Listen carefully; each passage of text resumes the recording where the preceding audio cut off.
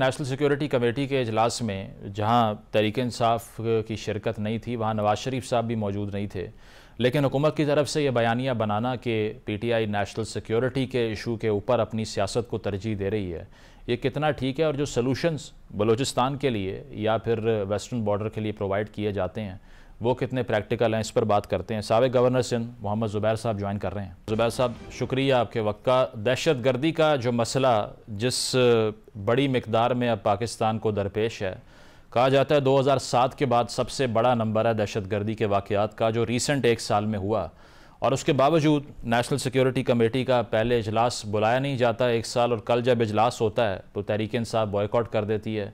अशरफजई साहब हों या सलमान राजा साहब हों, ये मुतालबा करते हैं कि खान साहब को पैरोल पर रिहा किया जाए और इजलास का हिस्सा बनाया जाए, otherwise we won't be a party to this committee. तो क्या लगता है आपको कि स्टेट्समैन होने का मुजाहरा नहीं किया पीटीआई ने? उनका ग्रीवेंस अपनी जगह, लेकिन एक इतना बड़ा नेशनल इशू, क्या उसके लिए अपने पॉलिटिकल बायस को थोड़ी देर के लिए साइड पर रखना मुनासिब ना होता? I think there more relevant questions Muzammil than ये जो आपने बात की थी, मैं उस पर आता हूँ। लेकिन आपने खुद सेटअप कर दिया कि एक साल से कमेटी निकला है। तो मैं आपको ये बता दूं कि अपने पर्सनल एक्सपीरियंस से 2 महीने पहले इस पीपल्स पार्टी और पीएमएल के सीनियर लीडर्स से मिला, और मैंने उनको कहा कि जो एपी में और बलूचिस्तान में हो रहा है, आपको कुछ फिक्र है, आपको कुछ कंसर्न है, तो और मसले बिल्कुल लाता हूँ। मैंने कहा भाई, तो आप पार्लियामेंट्री कमेटीज हैं, उसमें आप सुनो इस इशू को डिबेट करते डिस्कस करते हो, पार्लियामेंट्री कमेटीज होकर किस किया। तो उन्होंने कहा कि यार आप मरवाएंगे, तो हैंडल कर दिए, उनको हैंडल करने थे। अब जब आप ये अगर हम जो बुलाई है, इसका मतलब ये जाफर एक्सप्रेस की इंसिडेंट के बाद में एक ऐसा महसूस हो रहा है कि इसको अब रोक ना कर दो। इट्स मीन्स कि अगर आप 6 महीने पहले 8 महीने पहले से आप ये रेगुलरली लुकिंग कर होते, डिस्कस कर होते, तो पहले तो उनका जरा क्वेश्चन रेज होते हैं ना, थे जो करते लड़ते हैं, जैसे कैसे वो टैर गए हैं, what were they doing about it? And this was not a parliamentary committee meeting. और सॉरी, पार्लियामेंट्री कमेटी तो है, डिफरेंट ओपिनियंस होते हैं। जैसे प्राइवेटाइजेशन की कमेटी है, जैसे फॉरेन पॉलिसी की कमेटी है, वो एक नॉर्मल कमेटी तो बनती है, उसमें नौतलक राय आती है। That is the real sense of a parliamentary committee की उसको डिबेट करे। आपने जिससे भी इनपुट लेने, चाहे वो इकोनॉमी से रिलेटेड है, आपने फाइनेंस मिनिस्टर को बुलाना है, गवर्नर स्टेट को बुलाना है, अगर दहशतगर्दी के हवाले से है, आपने मिलिट्री लीडरशिप को बुलाना है, जिस लेवल पर भी बुलाना है, और उनको बेसिस पर आप एक हुकूमत को अपनी राय लेते हैं। पार्लियामेंट तो दो बेसिस पर डिस्कस है। हाँ, अगर यही क्वेश्चन है, ये तो पार्लियामेंट्री कमेटी की meeting, if you call this a parliamentary, it was not, it was a briefing for the parliament. हाँ, ये आप जरूर कह सकते हैं, briefing for the parliament, because उसको कोई डिकेट या उस, और भी जो पार्लियामेंट्री कमेटी रखी कि एक प्रोबेबिलिटी की बेसिस पर, और almost I think it is a thing which is obviously it can run over several days of weeks as well as a whole or a regular process that is defined थी। जब तक ये नहीं होगा तो और फिर उसके बाद जो फैसले हैं, अगर पीटीआई का क्वेश्चन आपने पूछा है, पीटीआई का क्वेश्चन बिल्कुल रेलिवेंट कर रहा है, और मैंने तो ट्वीट भी की थी, और जैसे मेरा पोजीशन जो है वो वही है जो पीटीआर वालों की है।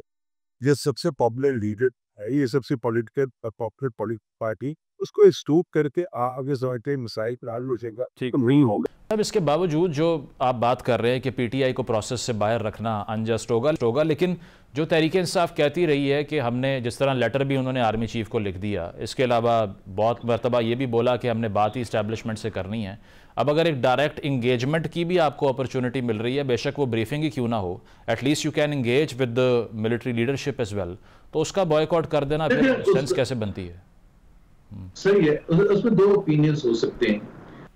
लेकिन जब जाफर एक्सप्रेस का इंसिडेंट हुआ, जिसके बाद जिस तरह से दोनों साइड से, मैं ये नहीं कह रहा कि एक साइड से, जिस तरह से ख्वाजा आसिफ ने तो डायरेक्टली लिंक ही कर दिया ना कि ये दहशतगर्दी और इनमें कोई फर्क नहीं है। इनफैक्ट राना सनाउल्लाह ने जो कल की जो स्टेटमेंट है, जो भी मिनट्स वो निकले थे, उसमें भी उन्होंने दोबारा वाजे कर दिया कि ये दोनों एक साथ नहीं है। लेकिन प्लीज अंडरस्टैंड करें, पाकिस्तान हैज अ हिस्ट्री। मैं पीटीआई की थिंकिंग से नहीं मुझे पता, but Pakistan has a history. ये बिल्कुल ऐसे ही है जैसे air marshal Azhar Khan mid 1971 में फेस कर रहे थे ऑनस्लॉट। क्योंकि सबको फिर वाह करनी पड़ती है और सबको वहां बैठ के खड़े होकर सलूट करना पड़ता है और एक ही जो नैरेटिव होते हैं उसके साथ जाना पड़ता है कि जी हमने सिर्फ गालियां देनी है, हमने सिर्फ एक बात करनी है, और जो असल चीज है, जो असल हकाइक है कि why we got to this stage, and therefore जब तक आप ये नहीं डिटरमिन करेंगे कि हम यहाँ आए क्यों हैं, तो आप आगे का सोल्यूशन कैसे ढूंढेंगे? क्या एक पहली दफा मिलिट्री ऑपरेशन की बात की जा रही है बलूचिस्तान में या पाकिस्तान में? Military operations have not been successful except for one, जो कि कराची में 2013-2016 के दरमियान हुआ था। So one has to be very cautious about it कि जी आपने किस तरह से बात करनी है। वो तभी मैं कह रहा हूँ वो डिबेट में होता है जब दूसरे की राय को एक्सेप्ट करने का हौसला हो। एक हम सब आप टीवी चैनल्स पर आप उठा के देख लेना 99% क्या बात होती है, व्हाट इज द डिस्कशन? कोई दूसरी राय आती है, दूसरी राय आती है तो वो कहते हैं खुदारे वतन। नहीं ज़ुबैर साहब, इसके अलावा जो बिलावल साहब ने भी ट्वीट करके बात की है वो यही है कि जब खान साहब वज़ीर आज़म थे तब भी नेशनल सिक्योरिटी कमेटी के इजलास में शिरकत नहीं करते थे।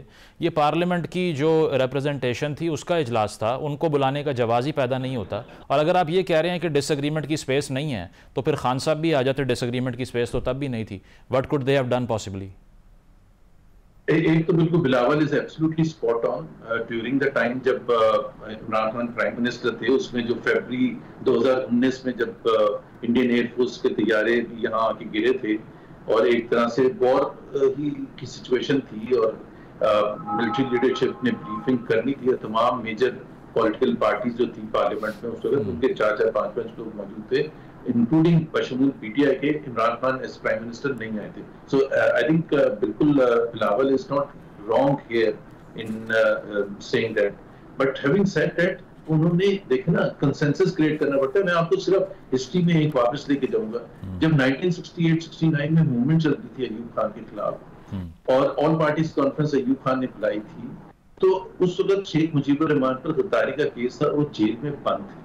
और उस वक्त क्वेश्चन ये रेज हुआ था कि पाकिस्तान का सबसे पॉपुलर लीडर जो है, डेफिनेटली ईस्ट पाकिस्तान का जो सबसे पॉपुलर लीडर है, लिटरली जो सब बंगालियों का लीडर है, उसको बगैर बुलाए हुए आप आगे कॉन्स्टिट्यूशनल फ्रेमवर्क की बातें कर रहे हैं कि जी कौन सा आइन बनेगा और किस तरह से इलेक्टोरल प्रोसेस होगा, क्या निजाम होगा।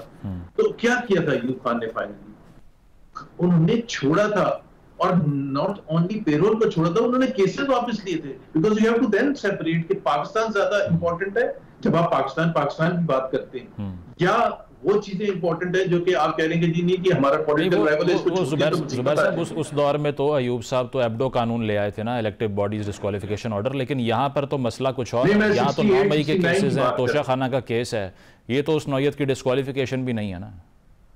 नहीं सरदारी आप प्लीज, लेकिन हाँ एक तो वो अगरतला कॉन्स्पिरेसी केस में बनते हैं, और मैं बात कर रहा हूँ 68-69 की। अच्छा, ठीक। एंड ऑफ 68 या शुरू के 69 की जो मूवमेंट चलती थी और फिर वो उन्होंने चलाना था, बुलाई थी ऑल पार्टीज कॉन्फ्रेंस। उसमें भुट्टो साहब वैसे नहीं गए थे उस वक्त। बिलावल को ये भी बताने की जरूरत है, सारे मौजूद थे और जुल्फिकार अली भुट्टो मौजूद नहीं थे, क्योंकि जो पॉपुलर होता है ना वो उसका एंगल एक और भी होता है, वो ये भी शो करना चाहता है। Bhutto gain because he was not present there, because he dumped के बाकी सारे जो हैं वो अयूब खान के नीचे लग गए हैं और वो जाके वहां वो उसकी बात मान रहे हैं, जो कि which was not the reality. So इसमें राय दो हो सकती है, और पॉलिटिकल पार्टी के लिए, और खासतौर पर वो पॉलिटिकल पार्टी जिसको आपने दोबारा से लगाया है, उसके फैसले भी उतने नॉर्मल नहीं होंगे जितने पीएमएल नून के आप एक्सपेक्ट कर रहे हैं या पीएमएल क्यू के एक्सपेक्ट कर रहे हैं या एमक्यूएम के एक्सपेक्ट कर रहे हैं। वो एक डिफरेंट होता है कि यार हम जाएंगे तो ये होगा। 1985 में इलेक्शन पार्टी ने अनाउंस किए थे तो पीपल्स पार्टी ने हिस्सा नहीं लिया था,